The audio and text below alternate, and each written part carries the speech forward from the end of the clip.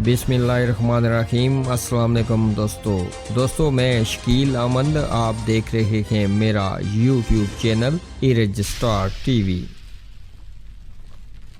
मुल्क में ट्रांसपोर्ट बहाली मार्केटें खोलने के हवाले से बड़ा फैसला।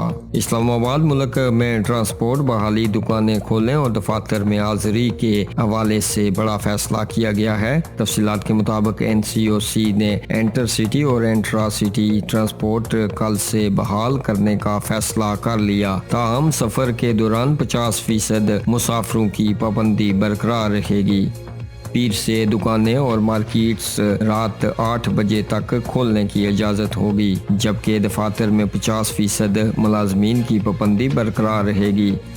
इस सिलसिले में आज वफाकी वजीर असद उमर की ज़ेर सदारत NCOC का खसूसी इजलास मुनक्कद हुआ।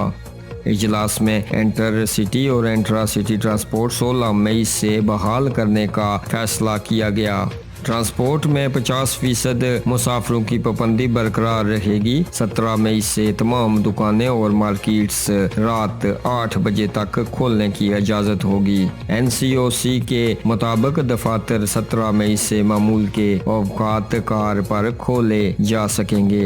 ताहम दफातर में 50% मुलाजमीन की पाबंदी बरकरार रहेगी। ट्रेन सर्विस से मुतल्लिक भी अहम फैसला किया गया है। 70% मुसाफिरों की गुंजाइश के साथ ट्रेन सर्विस भी जारी रहेगी।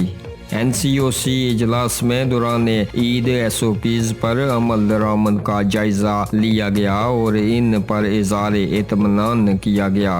SOPs से मुतल्लिक दोबारा जायजा 19 मई को इजलास में लिया जाएगा। शहरियों को हदायत की गई है कि रजिस्ट्रेशन के बाद ही वैक्सीनेशन मरकज़ तशरीफ़ लाएं और SOPs पर अमल दरामद जारी रखें। दोस्तों इसी के साथ अपने मेज़बान शकील अहमद को दीजिएगा इजाज़त। अगली वीडियो तक के लिए अल्लाह हाफिज़।